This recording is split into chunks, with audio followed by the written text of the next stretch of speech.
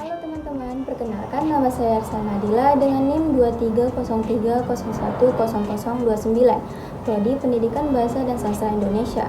Di sini saya ingin menyampaikan materi tentang sejarah perkembangan sastra dan cabang teori sastra, yaitu stilistika sastra. Selanjutnya masuk ke materi. Hai teman-teman, perkenalkan nama saya Arsa Nadila, jurusan PBSI. Di sini saya ingin membagi ilmu menarik mengenai sejarah perkembangan sastra.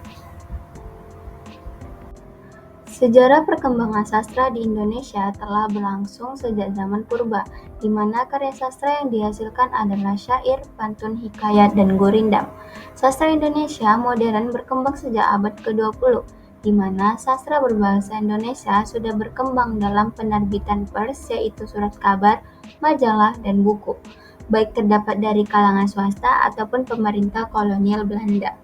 Berikut adalah beberapa periode sejarah perkembangan sastra di Indonesia. Yang pertama, periode 1850 sampai 1933. Periode ini dianggap sebagai periode awal dalam pembabakan sejarah sastra di Indonesia. Pembabakan sejarah sastra ini merupakan awal dari munculnya teknologi berupa mesin cetak, yaitu pada tahun 1850.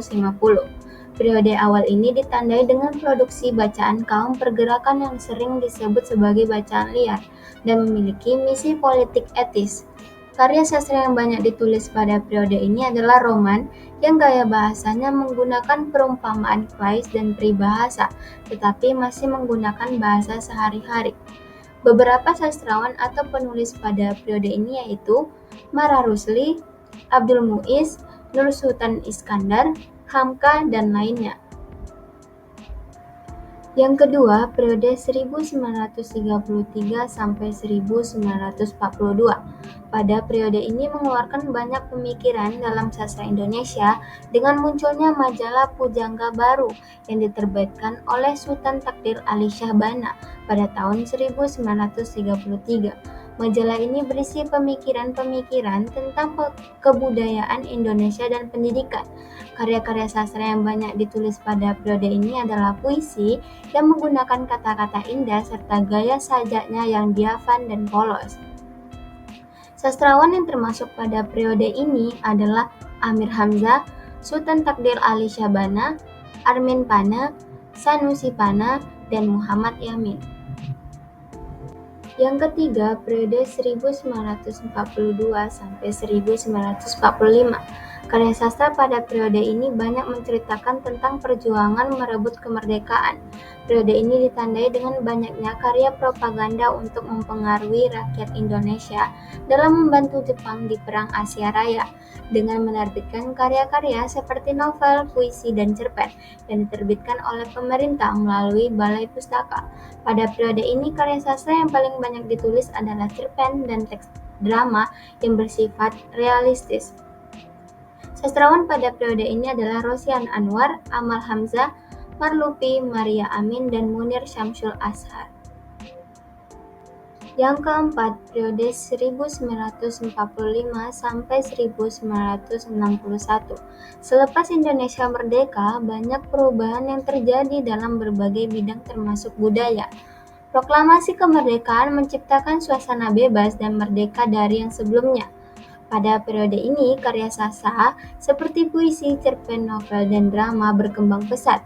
Pada karya sastra puisi ini menggunakan puisi bebas dengan gaya ekspresionisme, kata-kata yang digunakan bersifat ambigu, bahasa yang digunakan memakai bahasa kiasan atau majas seperti majas metafora, ironi, dan sinisme. Sastrawan pada periode ini yaitu Khairul Anwar, Ahdiat Kamiharja, Pramudia Anantatur, Utui Tatang Suntani, dan W.S. Rendra. Yang kelima, periode 1961 sampai 1971. Periode ini meneruskan periode sebelumnya yaitu masyarakat yang baru dalam suasana kemerdekaan. Periode ini penuh pergolakan dan banyaknya pertentangan sastrawan yang lebih mementingkan kepentingannya masing-masing. Karena periode ini berorientasi pada bahan-bahan sastra dari kebudayaan sendiri, maka karya sastra yang banyak ditulis adalah cerpen yang dimuat di media massa. Sastrawan-sastrawan yang muncul pada periode ini yaitu W.S. Rendra, Toto Sudarto Bachtiar, Nugroho Noto Susanto, Subagio Sastrowardoyo, dan Toha Mokhtar. Yang keenam, periode 1971 sampai 1998. Periode ini ditandai dengan adanya pembaruan dalam berbagai genre yang muncul. Karya sastra dalam periode ini sedang marak-maraknya, terutama dalam karya sastra puisi. Puisi pada periode ini memunculkan 4 jenis gaya puisi, yaitu puisi mantra, puisi imajisme, puisi lugu, dan puisi lirik. Jenis-jenis puisi ini mempersoalkan masalah sosial masyarakat pada masa itu. Tokoh atau sastrawan pada periode ini adalah Umar Khayyam, Taufik Ismail, J.B. Mangunwijaya, Sapardi Djoko Damono, Iwan Simatupang, dan N.H. Dini. Yang ketujuh dan yang terakhir, periode 1998 sampai sekarang. Periode ini adalah periode terakhir dalam perkembangan sastra Indonesia yang juga diikuti oleh berkembangnya teknologi yang cukup pesat.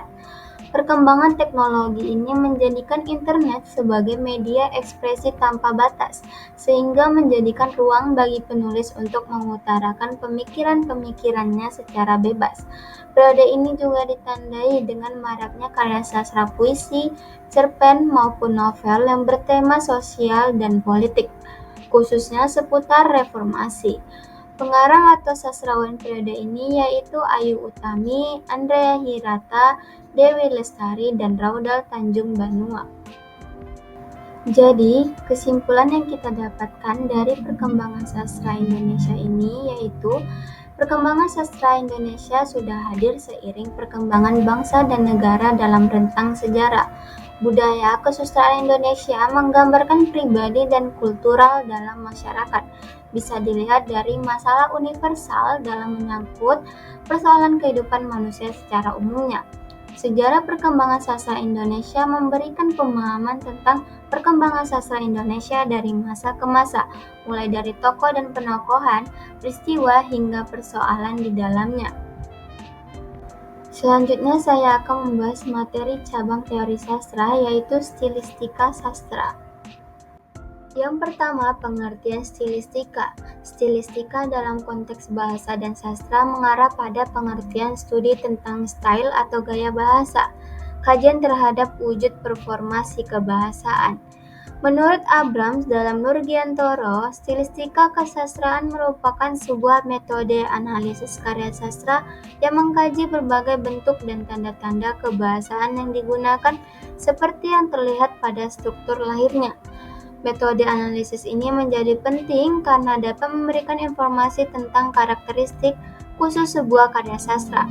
Bahkan menurut Walek dan Warren, ia dapat memberikan manfaat yang besar bagi studi sastra jika dapat menentukan prinsip yang mendasari kesatuan karya sastra, dan jika dapat menemukan suatu tujuan estetika umum yang menonjol dalam sebuah karya sastra dari keseluruhan unsurnya. Yang kedua, ruang lingkup stilistika. Gaya bahasa sebenarnya terdapat pada semua jenis bahasa, lisan, dan tulisan, sastra dan non-sastra. Gaya linguistik adalah cara bahasa digunakan dalam konteks tertentu oleh orang tertentu untuk tujuan tertentu. Namun, secara tradisional gaya bahasa selalu dikaitkan dengan teks sastra, khususnya teks sastra tulis. Gaya bahasa meliputi ungkapan atau pilihan kata, struktur kalimat, bentuk verbal dan visual, polaritas, makna yang digunakan oleh penulis atau hadir dalam karya sastra. Misalnya kita bisa menebak siapa pengarang suatu karya sastra karena kita menemukan ciri-ciri penggunaan bahasa yang khas, kecenderungan untuk konsisten menggunakan struktur tertentu, gaya kebahasaan bahasa pribadi seseorang.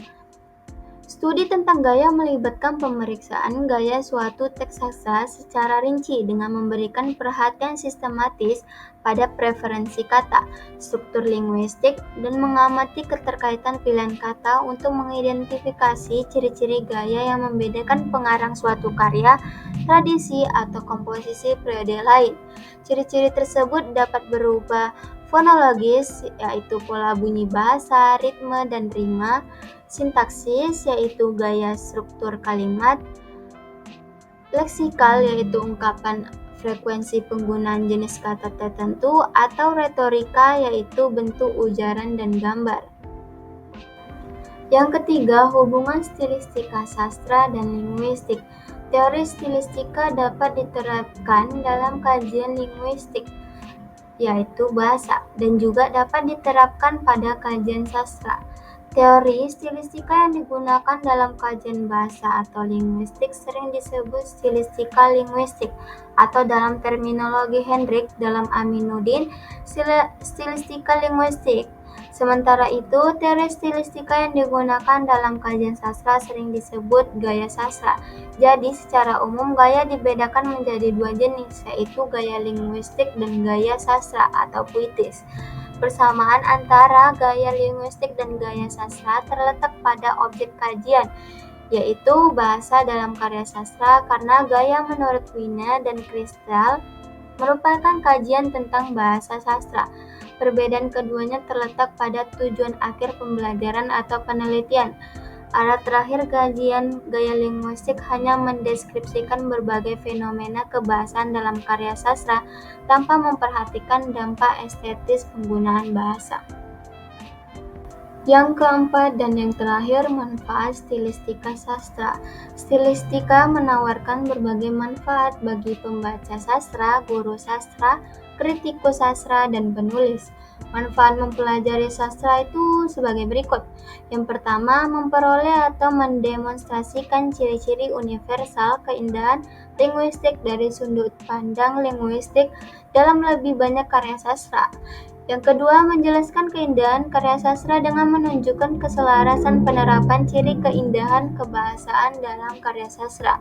Yang ketiga, membimbing pembaca untuk mengapresiasi karya sastra secara utuh. Yang keempat, membimbing penulis dalam memperbaiki dan meningkatkan mutu karya sastra. Yang kelima, kemampuan membedakan bahasa yang digunakan dalam suatu karya sastra dengan karya sastra lainnya. Sekian materi yang saya sampaikan. Apabila ada kesalahan kata dan ucapan, mohon dimaafkan. Wassalamualaikum warahmatullahi wabarakatuh. Terima kasih.